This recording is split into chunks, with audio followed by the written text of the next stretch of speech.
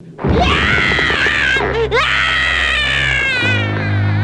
れ、まだか。いたかろう。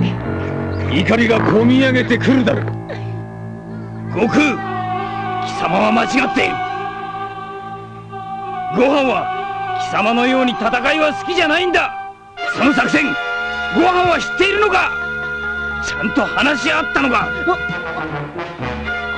今ご飯が何を思っているかわかるか。怒りなんかじゃない。なぜお父さんは僕がこんなに苦しんでいるのに助けてくれないんだろう。僕の命よりフェアな男らしい勝負の方が大切なんだろうかと。忘れるな。たとえ実力はナンバーワンになったとしても、あいつはまだまだ子供だ。Hey guys, so a few weeks ago you may have seen it. I interviewed someone named Jeremy who spent like over 3 years trying as hard as he can to master Japanese, but really just didn't get anywhere because he didn't have efficient methods. He didn't know how to go about studying in an efficient manner. But today I have on a really good friend who didn't have success with AJAT, even though he did have a pretty good, well, a very, very good understanding of the philosophy, how it works, what he was supposed to do. He was basically someone who was an AJATer for over 2 years, or I think close to 3 years, but still just didn't really have that much success. So today I have on my friend Dan so that he can talk about his experiences and hopefully, help us avoid some of the traps that AJATers tend to fall into. So hey Dan, thanks for coming on today. Hey man, no problem. So, you want to introduce yourself a little bit? I just say off the bat, me and Dan have been friends for a long time now, and our friendship goes far beyond just Japanese, but for a long time, Japanese was the thing that kind of bonded us together. Yeah, like, that's how we met, So, yeah, I'm Dan, and I'm 23, and I did AJAT for about 3 years, but it was kind of like a rocky on and off, and, we'll get into that. But you and I met, probably, I think, 2014 fall-ish. But yeah, I'll go on and tell you about So tell us how you first got into Japanese and AJAT. Yeah, so I had this really strong desire in college to pick up a second language, and I never really knew why or what exactly I wanted, but I knew I just would hear people speak different languages all the time, and I wanted to be fluent like them. So I ended up picking up Spanish for a few months, and then I ended up picking up Russian because my high school best friend spoke Russian, and I was around it for a long time. And I did the old classic, learning languages through flashcards and grammar and all that stuff. And then about 6 months into learning Russian, I discovered the AJAT site, and I remember reading through it pretty much. How'd you discover it? I think I was on Reddit, and I was just looking up, I guess, language learning methods, and someone was asking, how to learn Japanese, and someone just posted it, so I was like, oh, what the heck is this? And I just thought it was, some kind of stupid scam. I mean, this is the way CATS presents it. It's even worse now. But I found it, and I read through it in probably a couple days, and I was like, I probably can implement this with Russian. So I did that for probably 2 months. Literally locked myself in a room for 2 months straight and just listened to Russian. And I got pretty good, just in that 2 months, just listening and all that, but didn't get far with it. Then I just gave that up, and then I just decided, what the hell, why not just pursue Japanese, because it's all laid out for me the way CATS laid it out. And I had no real reason, no kind of desire for Japanese. I wasn't a weeaboo growing up. I didn't like anime or anything like that, really. Maybe every now and then, but I wasn't, big into Japan or anything like that. So I just went for it because I just thought the path was before me, and why not? I just wanted to learn a second language, Yeah, wait, so, you had no attachments to just dropping Russian like that? No, it's funny because I'm still kind of fond of the language. It's still beautiful to me, and I sometimes, I'm far away from my friend now, but when I see him again, it brings back this desire to learn it. It's such a beautiful language. So it was kind of hard to let it go, but I think I was just kind of fed up with not learning a language in general, just because I think I spent total in that time period from starting Spanish to ending Russian was a year. And I was just frustrated with not getting really that far. even though I could listen to Russian and I was starting to speak basic Oh, okay. stuff. Yeah, it was really that AJAT laid out the whole path, start, middle, end, and Right. so you just was like, I want to get to fluency, and here's the path. So you went. Yeah, with that, it's very concrete. Like, hey, just tell me what to do, and here it is. You know. Okay. So it wasn't really. It didn't have anything to do with Japanese itself. It was really No, like. not really. Okay. I mean, okay. I thought Japanese was cool. I guess I like looked into kanji and all that. I was like, oh, this is kind of cool. Like, and you know, it was probably an ego thing too, because I wanted people to think I was cool as well. Because oh, look, he's learning Japanese. That looks like so foreign, you know. Yeah. Okay. So then, what did you do? When did you find me? Oh yeah, so that was 2013. I started AJATing Japanese. And at the time, I was actually commuting to school. I took a semester just to commute, and I was doing it basically 100% by myself. It was a good, like, 2 or 3 months of just me. Didn't really see my friends much. It was like, you know, classic AJAT, like hardcore. And then I moved back to school, and I had friends who were really, like, supportive and loved Japanese and anime and all that. So they didn't mind having it on all the time. We used to get up and watch anime together and watch it raw even. And some of them even did RTK with me. But we met, in 2014. So it was almost like a year after I started AJAT. And I found you because I was friends with Patrick because I had stalked him. I finally found him somewhere on some internet forum. And then I saw him you or him message something on Facebook. And so then I was like, is this the Matt that makes the Matt versus Japan videos? I was like, holy shit. So, yeah. Okay, so you had seen my videos. I saw. Well, this was like way back when you didn't have like any videos. You had your I had, like your my room tour, yeah. And then you had like it was even before you made like that sentence video of like how to make sentences or anything. So you only had like that and I think the update video in Japan that you did. I think those are like the only 2 main videos you had. Well, I remember when you messaged me on Facebook, and I kind of felt like a famous person because it was like, oh man, someone who I don't know knows me, and they're like coming to me for like guidance or something. I thought that was really cool. And back then, I didn't know anyone who AJATted besides Patrick, who was the first person I interviewed in the series, you know. And so he was the same level as me. He was already fluent. And so I had all this knowledge and wisdom that I had built up throughout the years, and I really wanted to share it with someone and like help someone along because there was so much stuff that I had to figure out on my own. And so I was super excited when Dan came along, and I was like, dude, I'm going to take you under my wing, and I'm going to give you all my wisdom. I'm going to get you super fluent just like me. And it was super awesome. So I was like super psyched to have you on board. And yeah, and I was friends with Patrick as well, so it kind of became like a 3-way thing. The 3 of us were AJAT buddies, and me and Patrick were already fluent, but still trying to get better. And then we were like, okay, Dan's going to get fluent too. You both took me under your wings, basically. It was nice to have like a personal mentor. So at that point, you had already finished RTK, and you did it correctly and everything? Yeah, I had finished RTK by the time I met you. I was trying to do sentences, but then I like got caught up in like Jalop and like other pre-made sentence decks. At the time I met you, and then you kind of saved me from that. Yeah, okay. So you were doing Jalop, the pre-made Jalop decks and stuff when I met you, and then I it's weird. I don't remember this that well, but I know I must have been like, okay, don't do that, dude. Make your own sentences. Yeah. No, you were like, you kind of just like go for it, like see what it's like, I guess, sort of as like an experiment. But then when it was like went horribly wrong, and I was showing you the sentences that I was learning, you're like, holy shit, like get out of there. Okay, I remember this now. I remember with Patrick, we were going over some of the sentences and just cracking up at how unnatural they were, how contrived they were to try to force you to make the monolingual transition smoothly, and stuff. Right. Okay, so now you're at the point you've been AJATting for like 6 months at this point, when you met me and Patrick. When I met you, it was probably like 9 or 10 months. Okay, so and up until then, you'd been doing AJAT decently, right? You were doing a lot of listening, whatever. I was doing pretty well, yeah. Like I did RTK in about 4 months, and I was listening pretty much all the time, music or anime or whatever. Okay, so from up until this point, you looked. I mean, I remember when I met you, you looked like you had so much potential. I was like, sure, you were gonna get really good really quickly. And so, so what happened from this point? Yeah, so I think so. The way I like to think about it is that like I mean, first there's so many factors that were in play and leading to me kind of just giving it up eventually. There was both internal and external factors, and first the main thing was internally was that I was just so focused on results. Like that's all I wanted was I only could see the end, and the journey didn't matter to me. As long as I could just get there as fast as possible, just give me the sentence deck. Just give me like what I need to listen to every day. I don't give a shit. Like just like I'll do it. And when you're that results focused and you're not like enjoying like the moment to moment, it's like you're suffering from just like every single day and every single second because you're just like, why am like there's part of you that's like, why are you doing this? And then there's other part of you that's like, shut up, like we want this result for whatever arbitrary reason. So there was that. And I also was in a long-term relationship at the time, and my girlfriend at the time was really supportive of it. Like I was always known as the kid that would try crazy stuff like this. So it's not a surprise that I would do this. So my girlfriend at the time was pretty supportive, and she was like, okay, yeah, okay, and she let me, do whatever I wanted.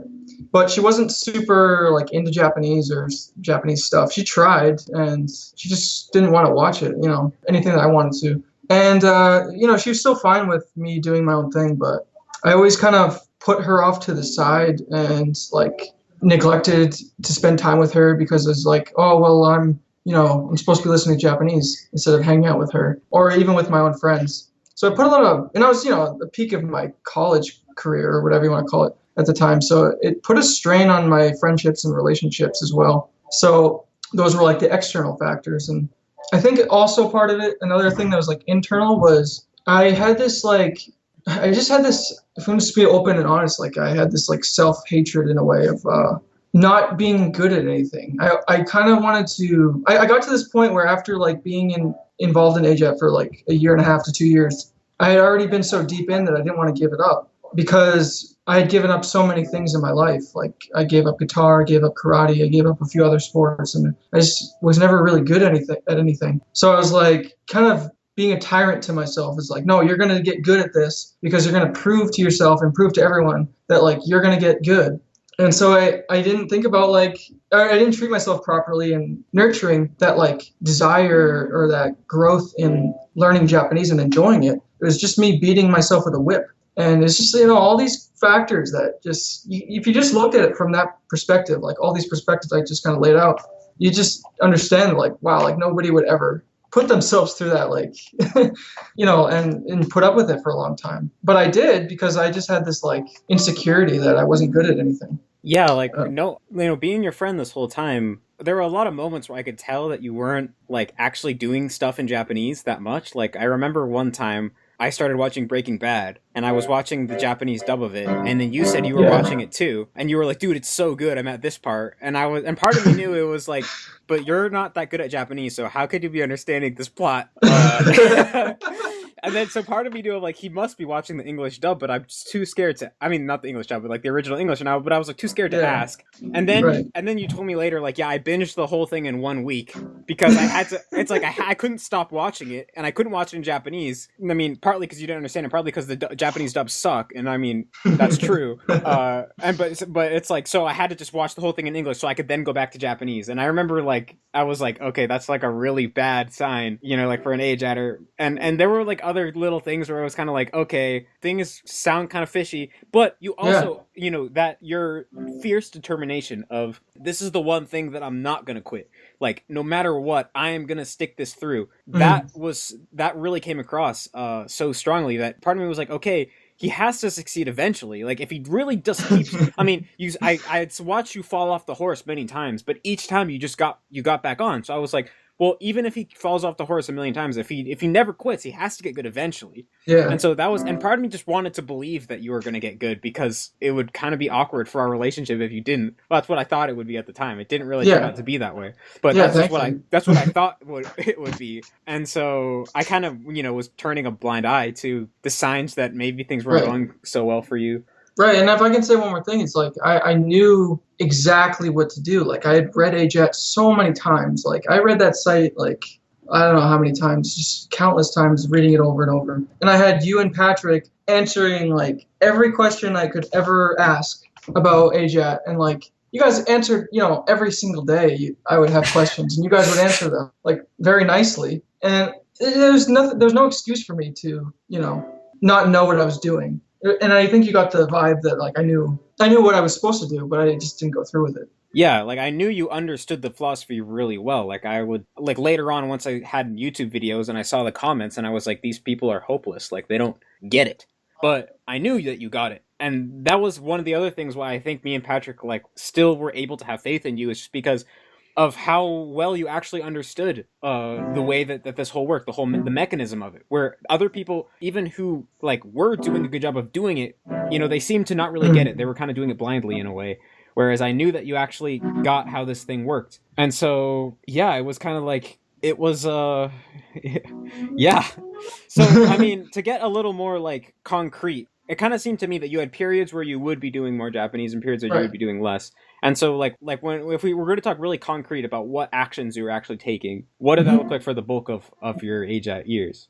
Yeah, and I just want to say, too, that, like, before I answer that directly, was that a lot of times you guys would be like, oh, so what are you doing? Or like, tell me about how's AJAC going? And I think, if I'm honest, I would lie to you guys and tell you straight up, like, well, not straight up, obviously, but just tell you directly, like, oh, yeah, like, I'm listening, like, probably 18 hours a day, and, like, I'm doing this and listening to this.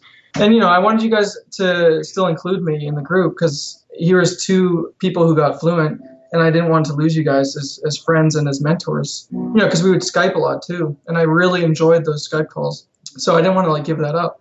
But if I'm going to, be honest and direct about it now, and I would say if I just broadly speaking, if I really like went back and audited all my hours, I probably in the 3 years listened to about 8,000 hours of Japanese. But I didn't really listen to a lot of music towards the end. I listened to mostly the news and audiobooks and TV shows. There were times where in the 3 years where it was like I would go hardcore for like 2 to 3 months. It was the classic like binging and purging thing. 2 to 3 months, hardcore, listening in my sleep, listening when I'm eating with my family, listening when I'm watching a movie with my girlfriend, like doing it all. And then there are 2 or 3 months where I'm like, fuck this. I'm like, I don't want to do this and just throw it away. And, basically not do anything. Maybe, watch anime here and there just to pretend and lie to myself that I'm doing it still. It was just like the whole binging and purging thing. And you didn't do your cards during those periods, right?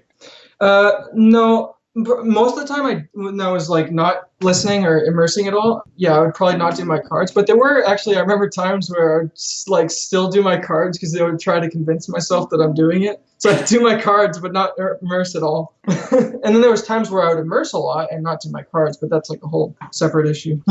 Yeah, I mean, I know also, I recall you having a hard time really making SRS like a every single day, don't skip a day, concrete habit, which I think is something probably a majority of people struggle with to some degree.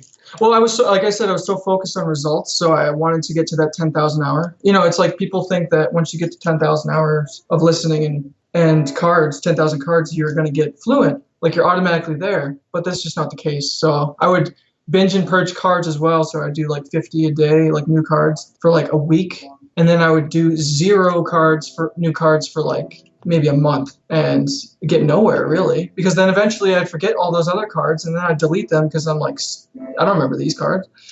So it's like I was literally just taking 1 step forward and 2 steps back like all the time.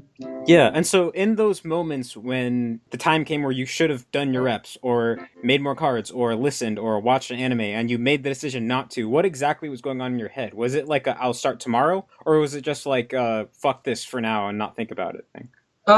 It felt like procrastinating, like, when you're supposed to write an essay or something and it's due in a few days and you're putting it off. It felt like that, which I mean, this leads up to like why I eventually stopped, but it was a burden for a while. It was like I couldn't just completely say fuck this, because it was like a responsibility or something I put on myself. And so whenever I'd put it off, it was always like, oh man, I should be doing this. But I just, it's like when it's like escapism when you're supposed to be doing something, but then you just fall into like watching something that you really enjoy or playing a video game just to escape from your duties. It's the same thing. Yeah. So each moment that you put it off, you were only putting it off for another moment, could you say? Like, it was never like, okay, I'm not going to do this now, and I'm probably not going to do it tomorrow. It was always just, I'm not going to do this now. And then the next moment, it was, I'm also going to not do it now. And then through putting it off moment by moment, result would be putting it off for a month. Yeah, basically, like, I don't. So it's kind of like what procrastination is, right? Basically. Yeah, pretty much. I don't think it ever was like, hey, I'm going to take a month off from Japanese, because if I admitted that, I'd be admitting defeat, and I didn't want to do that. So it was totally moment to moment lying to myself. And so, did you have feelings of like, I actually want to be good at Japanese for its own sake, or was it mostly just that the more kind of obligation that you gave yourself of, I want to be like bilingual, I want to actually have like develop a skill I can be proud of, prove to the world, me and myself and the world, that I'm not a quitter? And was it like, was there also feelings of just genuine like, man, I want to understand this language more, or I want to speak this language? Yeah, definitely. Like there was like obviously the backing of like, oh, I want to get good at a skill, but there were times when I would watch an anime or listen to the news, and I was like, man, that sounds so cool, or that sounds so beautiful. Or even when I was reading novels, like I got to the point where I could read through a novel in maybe a couple weeks, which I'm pretty proud of, like that I did that. But there were times where it's like, wow, this is so beautiful, this language, and I really do want to learn this. And the biggest motivators were when you, Patrick, and I would have Skype calls, and we would bring in Japanese people, and I would hear you guys just talking like for like 2 hours straight in Japanese. I was like, man, that'd be so cool to like to be like that. And like, and it was even cooler when time would progress and I would understand more and more of you guys talking. So it's like, man, I'm getting closer. Like I understand what they're saying now, and I'll be, soon enough I'll be able to like join in on this conversation like they are. So where were those, where were those feelings of like, man, this language is beautiful, it would be so cool to be able to speak it? Like, where were those thoughts and feelings when you felt like, fuck this shit? Yeah, I don't know. I think, well, it's the classic, like, motivation dies. Motivation is short-lived. It's the discipline, I guess, that keeps you going. I mean, I like, we talk sometimes about comparing violin and Japanese, because I'm learning the violin kind of not super seriously, but like I'm really want to learn it. And the difference between learning like an instrument and learning a language is there's a lot of things, but one of the things for me is that I'm like every time I pick up the violin, it's not a chore. I love playing, even if I sound like crap. It's so much fun. And so when I get that motivation of like, oh, I want to learn this language, I want to speak it like them. Like it lasts maybe a day and then dies off, like, and after a couple of days, and it's like, yeah, I'm back to my old like habits. But and sometimes too, when I'd read visual novels, sometimes we'd go through a visual novel together, and I was like, damn, like I can understand this now because you just explained these sentences to me. It's like I just want to be able to like read through this so fluently, and but it's short-lived. So I think I have a better understanding of it now. So basically, you had a lot of intrinsic motivation, but that was all towards the result, and exactly, and the result was always too far away because learning a language is such a huge endeavor that the desire for the result was never enough to make you do all the action it takes to get there because it's just simply too much. There wasn't enough intrinsic enjoyment of the activity of practice of engaging with the language. Exactly, and we talk about this like again, the difference between violin and language is that like you kind of almost get immediate results with the violin or any instrument for that matter. Like you can learn a song in a day or two, even though violin's hard and all that. But like you can pick up the guitar and teach someone the guitar in a day, like a good song, and that's like immediate gratification and fulfillment. But with a language, like you're in it for the long haul, man. Like you're not going to be able to enjoy, well, I mean, unless you're enjoying the content and like actually like learning to enjoy the process itself, you're not going to be able to like fully engage in the language. Sorry. Yeah, it's like, so you're not going to be able to engage fully with the language until like, you're basically fluent or almost fluent. Yeah, I guess. So basically, it becomes a lot harder to become able to enjoy the process, I guess, because it's so easy to only view it as you're trying to reach this certain point. And and what you have until that point is not immediately obvious. Yeah. So I guess it kind of comes down to actually, and I mean, it sounds cliche because Katsumoto like spent most of the website saying this, but you have to actually enjoy the process. Like it has to be fun. It really has to be fun. Yeah, I remember when I watched his QRG video, and at one point he has the word fun written over like the process, like the circles of what you're supposed to be doing, like immersion sentences or kanji sentences, all that. And sorry, dude. He literally has written over the circles of like immersion, kanji sentences, all that. He has fun written over it. Like it's just absolutely key to succeeding in this. It's like you cannot. We should probably wait a sec. Okay, sorry, man. It's so good as long as it stops. So yeah, like I watched Kat's QRG video, and he literally has the word "fun" written over the circles of like how the process of AJAT is supposed to go, of like immersion and then kanji sentences, all that. He's just fun written over it. And I remember like being like, yeah, fun, whatever.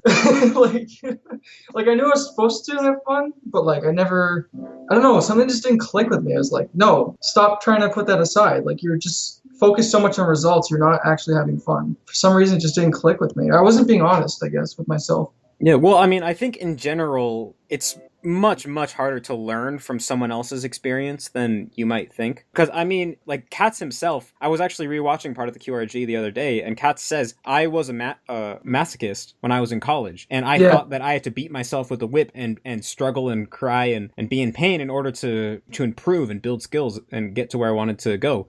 And he realized the hard way that didn't work. And that's why he's now at the opposite end of it has to be fun. And it looks for him, he figured that out. Like, because he was trying to do Chinese for a long time and continually failed. And then he started fresh with Japanese with this new mindset of, okay, fun is the number one principle, and then succeeded. And so I think it's kind of, and it actually seems like the other day when, we were talking about your experience with violin, it sounds like you did the same thing, except Japanese was your Chinese, and now you understand really greatly how to get good at violin, not just on a from a technical point of view, but on a motivational point of view. Right. Because through the failure of Japanese, you learned this lesson.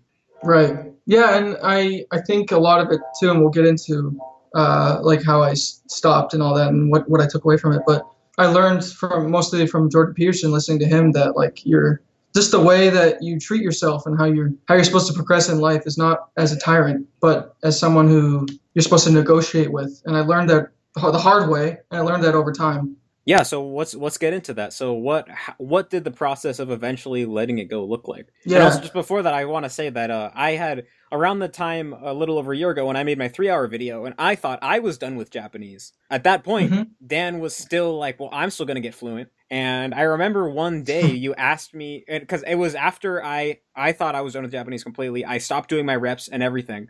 And you asked me online, like, hey, can I have a copy of your final deck? And I was like, yeah, of course. And I remember sending it to you and thinking like, well, at least it'll go to some kind of good use. Like it makes it feel like all that hard work was for something. If I can like pass it on to you and you will get some kind of benefit out of it, from whatever, whether it's just searching it for a sentence for a word you needed or whatever. So this is like a recent thing. And I remember most of me was shocked when you told me that you stopped Japanese, because for the longest time it was like, if he was going to quit, he would have done it already, because he has all the reason to quit, has been there forever. Like obviously, like obviously you were struggling, you weren't really enjoying it, you were forcing yourself to do it, and it wasn't going well, and it got to the point where you had been doing it for like 3 years, and me and Patrick were already fluent by the time we were doing it for 3 years. So there was this kind of awkwardness of like, how come you're not where we were at that point?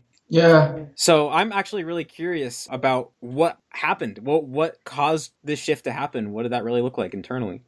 So I just want to preface too by saying that around the time I stopped Japanese was around the time a lot of things happened in my life. Like I had this giant like turnaround where I was dating this girl for 5.5 years. We split up at around the same time. I was on my way to medical school. I had my path planned out for me for medical school.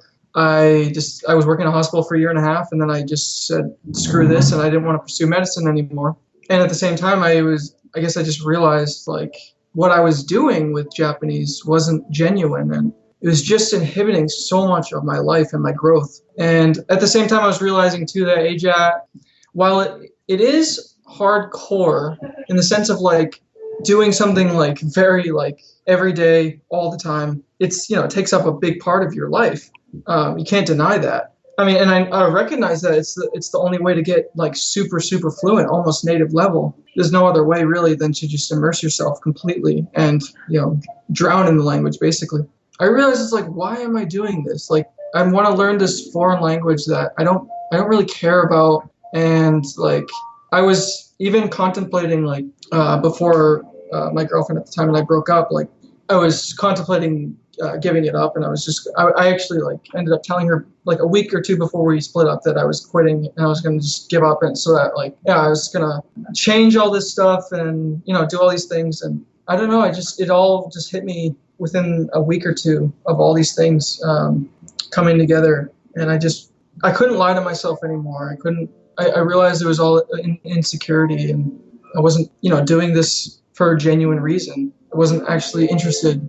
So it was just brute force, and I was just beating myself up for it. And I just didn't want to live like that anymore. Dang, yeah, wow. So I guess was your kind of understanding of the biggest flaw being that you weren't enjoying it in the process? It kind of sounds like maybe that came after you did take a step away. Yeah, it kind of did.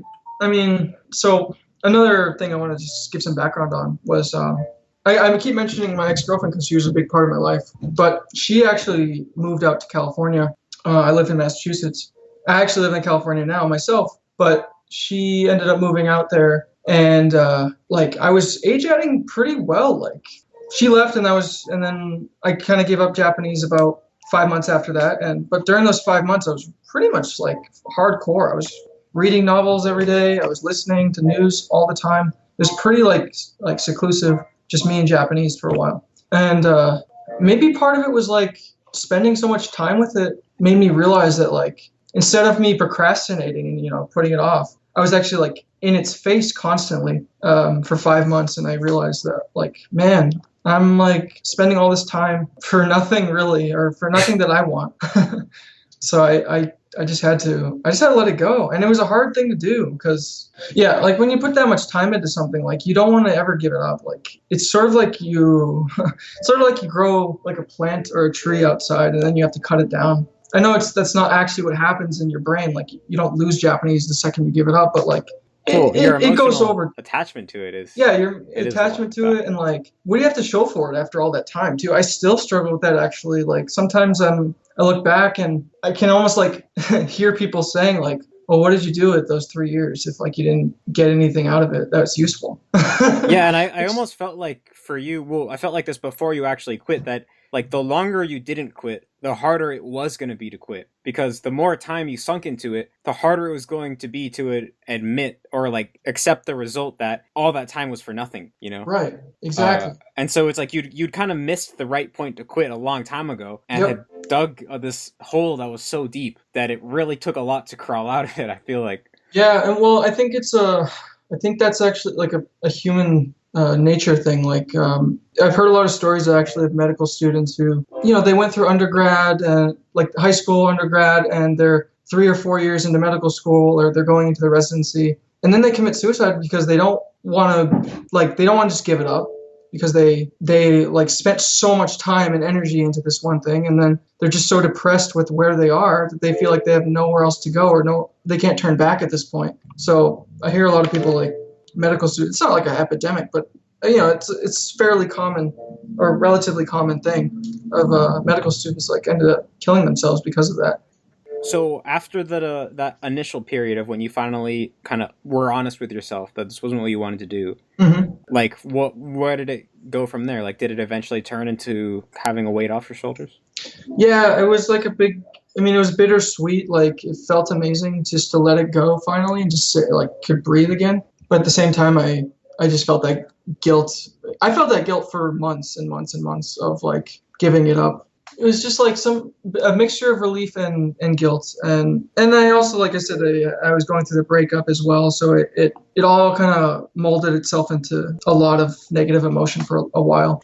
But like I came out of all of that experience learning a lot about myself, learning a lot about how I learn, how I think, how I act, how I like interact with other people, how my insecurities are, like how they come out. And I also was being more honest with myself of what I really wanted in life, rather than trying to put this mold on me. Yeah. Wow.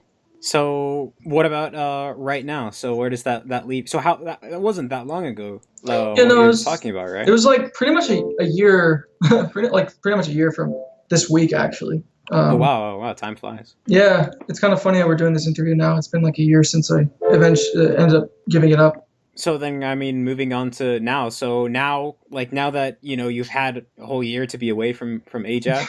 Yeah. And so, two things I'm curious about. One is what do you think you took away from AJAT in a positive sense? Like, what did you, not just about yourself, but I mean, what did AJAT teach you that is still valuable to you now? And kind of what do you think about that kind of experience as a whole, of like looking back now? Like, would you ever consider learning a language again, or going back when you're at a different place in the future? Yeah, well, it's funny because I work at Sony, and we talked about this before. It's really funny because I work in San Diego, and there's probably like within 10 feet of me, there are 5 Japanese people, and they all speak Japanese like constantly. And it's kind of annoying because my brain's like picking it up, and like I can understand most of it still. And it's just like, I don't want to listen to this because I wish it was just like white noise like other languages. But but I remember when I first started working there, I had this like very brief sense of like, oh, I should, pick it up again and maybe immerse for like a month or two and then like go into work and then surprise people. But I realized that like that's not really what I want to do again. Like it always came back to what I actually want to do, and I knew that would just really be a way to impress people and not actually something that I want to spend my precious time with. So I don't think I'll ever pick up Japanese again, like the way I did, like the AJAT way. I mean, I maybe I can't completely put it down, but like maybe like I'll do like AJAT light when I'm like 40 or something. Who knows, And I always, like I said earlier, I really still am fond of Russian, and that language has always been something dear to me. So I'm not gonna ever put language learning completely, away for life, but I'll definitely go into it with a more clear head and understanding of what I need to do or how I'm gonna approach it rather than the way I did it before. Yeah, and how would that be? Or kind of moving on to the other question of Yeah. yeah. Yeah. Go ahead. Sorry. AJAT, like, I mean, what we said earlier with the whole fun thing, like, AJAT taught me that, well, actually, I should say one thing first, is that AJAT taught me that I could do anything, really. Like, I think that I always had this preconceived notion that people had talent or people were, molded or shaped based solely on their genetics or how they were born. They had no say in what they could be good at. And reading through articles that Katz wrote really gave me this insight of like, man, I could do this. Like, and there's a lot of like meta wisdom he had of like, you can basically learn anything. Like, there's no such thing as talent. Like, you're just like every child or every baby is born into this world just picking up their mother tongue. It's completely arbitrary. It's not something that like, you're born with. There's no genetics for Japanese like language necessarily. I don't think.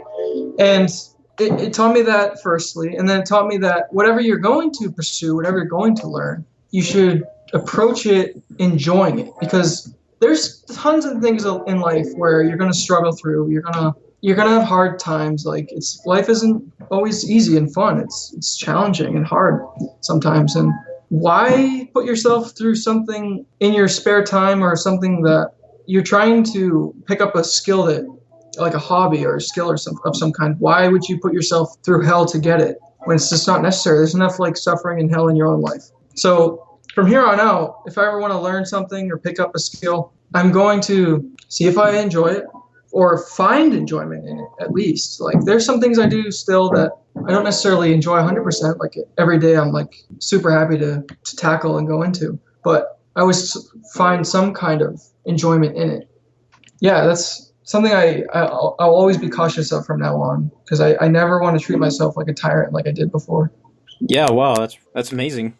So, I mean, kind of to conclude, I mean, you kind of already said it, but so if we were, advice to the upcoming AJATers who know what they have to do, but maybe are running a thin line between constant procrastination or actually getting it done. Yeah. I mean, it kind of sounds like, it really comes down to, well, I think two things is when you have to be honest with yourself and have the right motivations. Because if you're doing it simply because your past self thought that they wanted to do it, or you've built up some kind of story that you have to do this or you'll be a failure or whatever, like stuff that's the reason besides you actually, have an intrinsic desire for the result, with a combination of, can you actually enjoy the process? Like, can you you have to actually make sure that you're not suffering through now to get to the end, but like now now is the good old days. Exactly.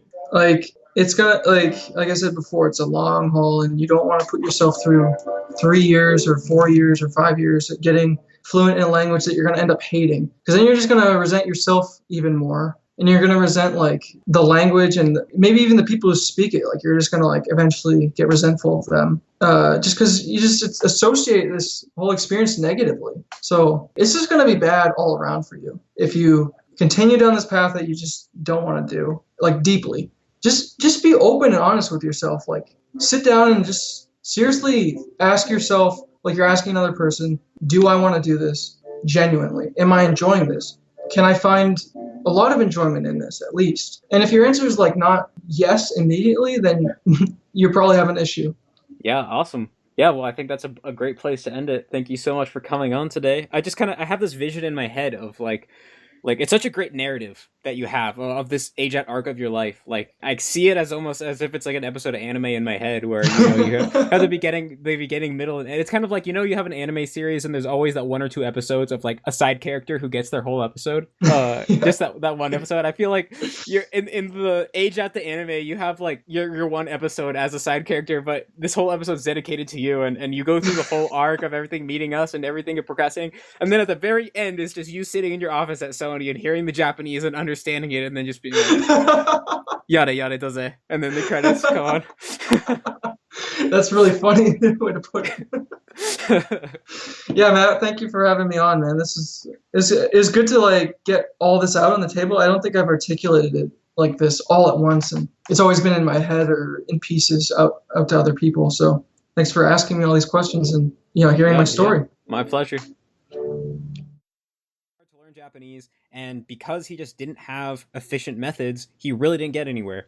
But today, right now, I'm going to be interviewing someone who also didn't have very much sex with he didn't have very much sex with the Japanese.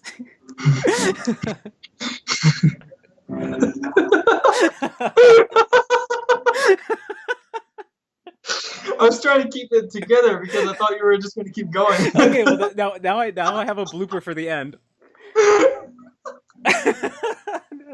Okay, perfect blooper for the end. I'm just gonna. Okay.